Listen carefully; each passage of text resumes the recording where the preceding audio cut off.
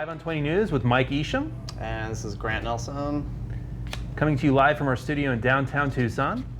It's Thursday, July 27th. Let's talk local headlines. The deadline to register in time for primary elections on Tuesday, August 29th is approaching. Eligible residents need to register by Monday, July 31st in order to vote in elections for wards 3, 5, and 6. Pima County Recorder Ann Rodriguez is advising residents to update their information if they've moved in the past year, as there's a new voter registration form. Those registering to vote for the first time will need to show proof of U.S. citizenship, which can be established with an Arizona driver's license, U.S. passport, or naturalization certificate.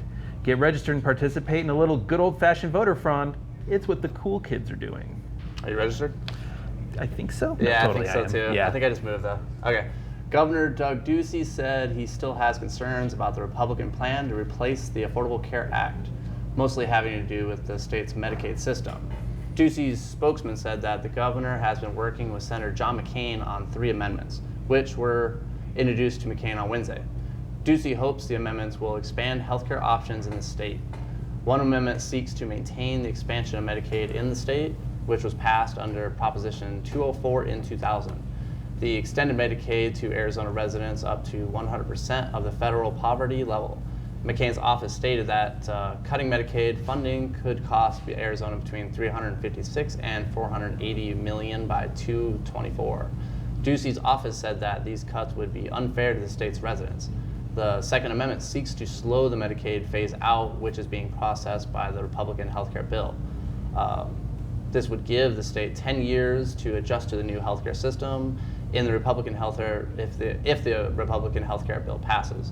Finally, the Third Amendment would change the growth rate for Medicaid so that the states like Arizona, who operate their system more efficiently, wouldn't be punished.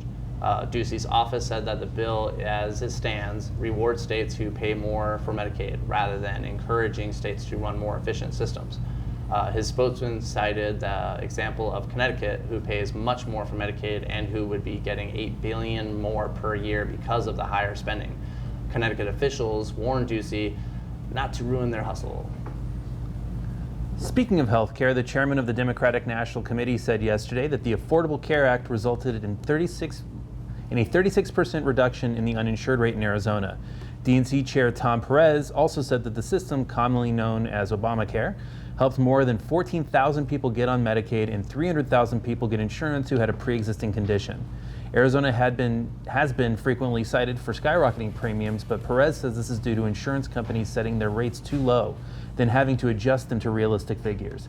However, Perez admitted that the law needed to be adapted and changed to reflect market realities. He criticized the attempts of Republicans to destroy the law through a recent proposal to repeal and replace the Affordable Care Act.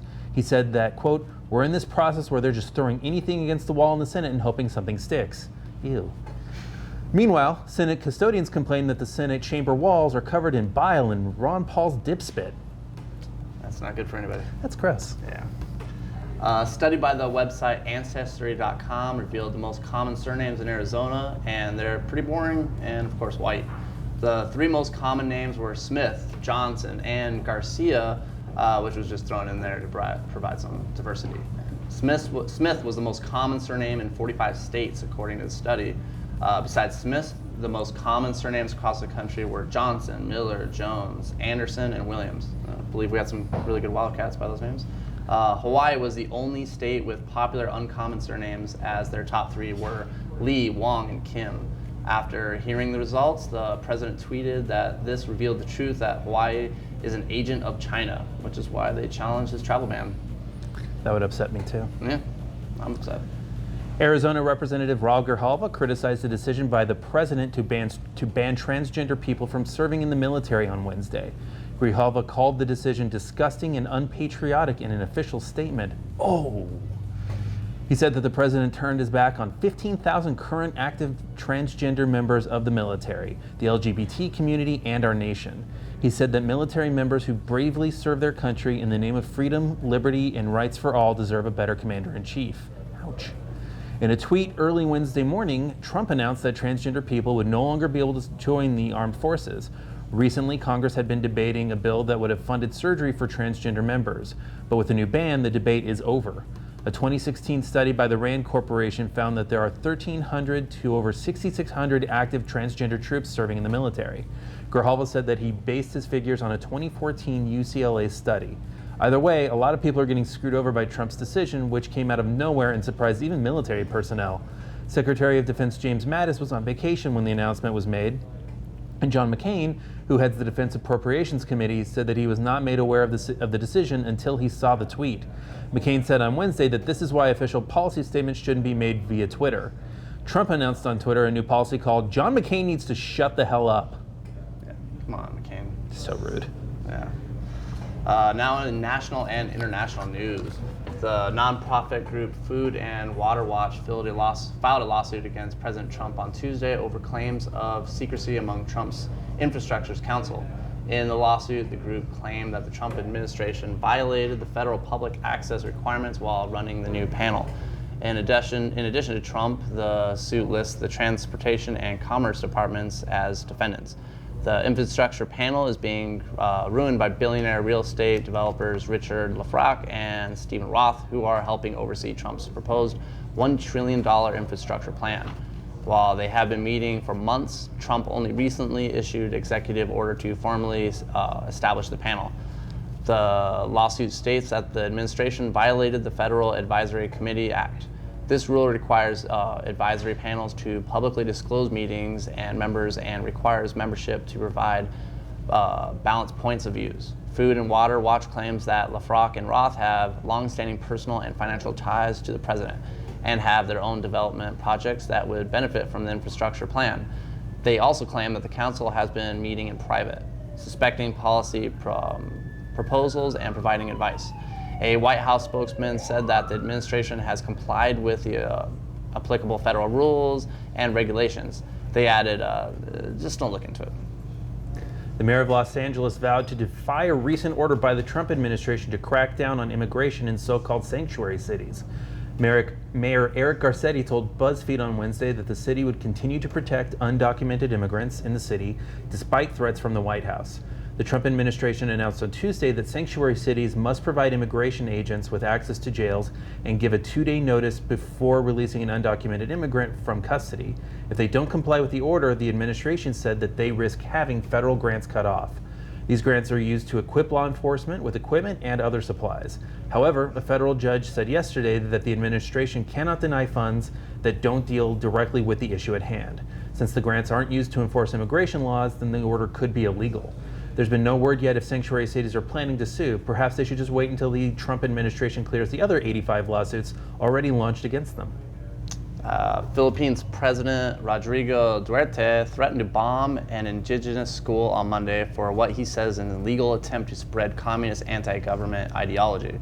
In a televised news conference, Duterte condemned Lumad insurgents in the country for destroying bridges and burning down schools in the countryside, but said that the Lumads were sparing the indigenous schools.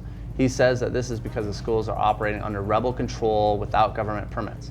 He said in the speech that, "Get out of here, I'm telling Lumads now. I have those bombs, including your structure. I really have those bombs because they are operating illegally and you are teaching children to rebel against government." Human rights groups said that this violates international law and demands that Duterte retract his statements. The Philippines has been struck in civil conflict with Maoist guerrillas for decades. Last week, an attack wounded 5 members of the Presidential Guard, which ignited an angry speech by the president. Duterte has also come under fire for the aggressive war against drugs in his country, where tens of thousands have been killed by government forces and paramilitaries since he took charge in 2015. Needless to say, he and Trump get along like gangbusters. 2 peas in a really messed up pod. Yep. I'm actually going to the Philippines soon, so hopefully they cut down all that drug stuff. We'll see. The Senate rejected a proposal yesterday that would have repealed most of the Affordable Care Act, commonly known as Obamacare. The Senate voted 55 to 45 against an amendment introduced by Senator Rand Paul to repeal the ACA and give lawmakers 2 years to come up with a replacement. All Democrats voted against the measure, while Republicans Lamar Alexander, Shelley Moore Capito, Susan Collins, Dean Heller, John McCain, Lisa Murkowski, and Rob Portman joined them in rejecting the amendment. The amendment was expected to fail as Republicans joined Democrats in their concerns that repealing the ACA without an immediate replacement would be disastrous. 3 Republicans had already announced that they would veto no against the amendment before the vote, but they went along with it anyway. This is the second time in 2 days that the Senate rejected a health care plan. Conservative Republicans pressured their colleagues before the vote, mentioning that they had passed a similar vote in 2015 when they knew that President Obama would veto the bill. They probably didn't realize that most Republicans voted for that bill because they knew there was no risk of it passing. Senate Republicans said they'd be happy to vote on a repeal once a Democrat was back in the White House. A Military Times investigation from 2015 found that the U.S. military spent 10 times more on erectile dysfunction medications such as Viagra, Cialis, and they spent on medical costs for transgender services. The military spent $84 million on ED drugs such as Viagra and Cialis in 2014. Meanwhile, a RAND study found that the maximum annual medical cost for transgender military members costs around $8.4 million per year. This is despite the president banning transgender people from the military because he said the costs were too high. Transgender Navy SEAL veteran Christian Beck said that the amount spent on transgender services was about 0.000001% of the military budget. Even some Republicans broke rank to criticize Trump's decision, mainly because they said he did not consult the appropriate military agencies. The American Medical Association also released a statement on Wednesday stating that there is no medical reason why trans people cannot serve in the military. But military leaders said that soldiers need to be fully erect in order to serve.